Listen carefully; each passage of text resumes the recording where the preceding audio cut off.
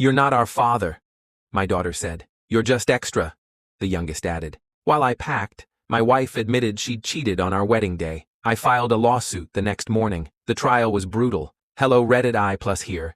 My name is Graham Teller, and I am 46 years old. I never imagined my life would flip itself inside out over the course of a single week. But that is exactly what happened. It started with a normal Tuesday morning, or at least what I believed was normal at the time. My wife, Ruth, 44, was cracking eggs into a bowl while humming some tune she always hummed when she was pretending everything was fine. Our two kids were sitting at the table, Ari, 14, my quiet but sharp daughter, and Milo, 11, the type of kid who never stopped bouncing his knee or tapping something. I sat down, poured myself some orange juice, and the moment the chair scraped the floor, Ari looked up at me with eyes that were already forming a storm. "You are not our real father," she said in the calmest, coldest voice I had ever heard come from her. At first, I honestly thought I misheard her. I blinked and waited for the punchline, the smirk, the joke, the sarcasm. Nothing. Her face was carved from stone. Milo pushed his cereal bowl away, crossed his arms, and added, "We love Patrick. He is the one who actually cares about us. You are just extra." I froze. I could not breathe, could not move. The words hit me like a truck driven by someone who never learned how to stop. Ruth did not say a single thing.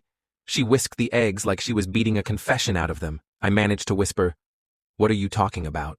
Who told you that?" Ari leaned back. "Mom told us. She said you only stayed because you were scared of being alone." That was the moment Ruth finally spoke. "Actually, Graham," she said, "it is time you heard the truth. I cheated on you the day we got married, in the restroom, and more than once after that." My heart shut down.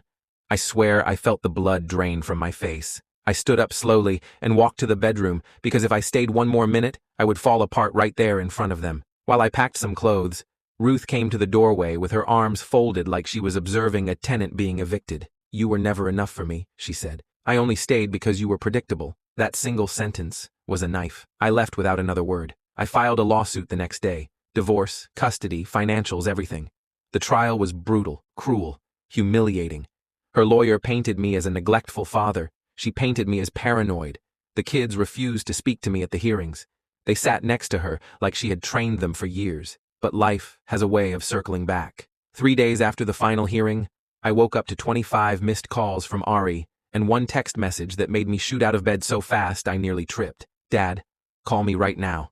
Please." She had not called me dad in months. I called.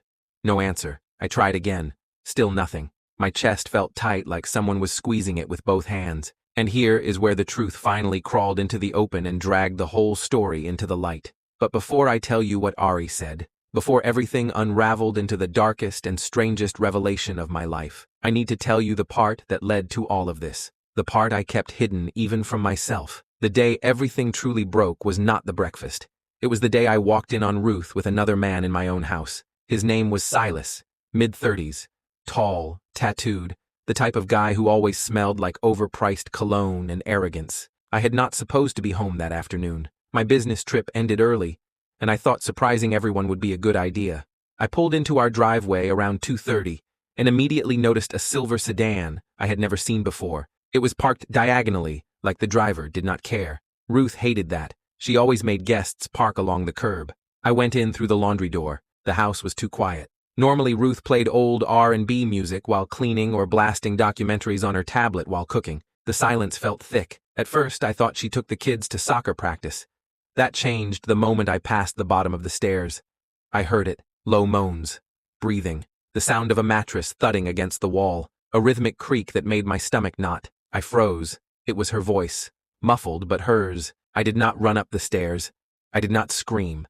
I pulled out my phone and hit record because some part of me knew that if I went up there without proof, she would twist reality into a balloon animal. When I reached the doorway, she still had not noticed me. Ruth was on the bed with Silas like they were acting in a movie she had been rehearsing for her entire life. I had been married to that woman for 18 years, and not once did she look like that with me. Not that carefree, not that hungry, not that alive. I stood there, recording, feeling like my bones were dissolving. Nobody turned, nobody paused. They were lost in each other. I left quietly. No confrontation, no shouting, just a man quietly exiting his own life. I drove straight to my office.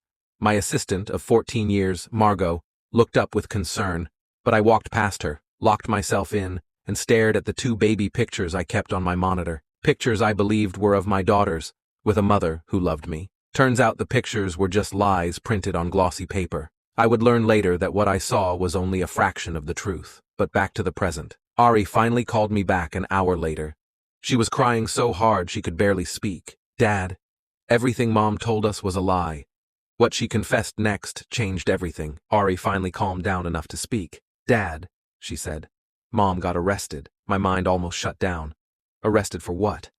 Ari sniffed hard. For fraud, and something about lying to the court. Milo and I heard everything. Patrick is not who she said he was, and Silas threatened her. Everything she told us about you was made up so we would hate you. It felt like someone pulled the floor out from under me, Ari continued. Dad, we found your old videos. The ones from the day you came home early. She kept them hidden in a folder on her laptop. Silas saw them. He told her, if she did not give him money, he would send them everywhere. So Ruth tried to take money from her job, and she got caught. Then Ari said something I never thought I would hear again. Dad, we want to live with you. Please come get us. I drove to the police station with my hands shaking the entire way. Ruth was in a holding room, hair messy, eyes puffy, looking smaller than I had ever seen her. She did not say a word when our eyes met. The kids ran to me like they had been waiting for years. The officer explained everything. Ruth had been funneling money to Silas for months. When she ran out, she tried to move funds from her workplace. They traced it back to her easily. The blackmail, the affair, the lies to the court, everything came out. The kids learned it all because she argued with Silas on speakerphone. They heard every word. On the drive home, Milo whispered, Dad, I'm sorry for what I said at breakfast. I did not know. I swear. I looked at him through the mirror and saw nothing but fear and guilt in his eyes. You were manipulated, I told him. None of this was your fault. Ari grabbed my arm from the back seat. We love you. We really do. That was the moment the heaviness in my chest finally cracked. I got full custody 2 weeks later. Ruth faced multiple charges and moved in with her sister while awaiting sentencing. Silas disappeared the moment he learned the police were involved. As for me and the kids, we started fresh. New routines, new boundaries, therapy, honest conversations. No more secrets. The house feels different now.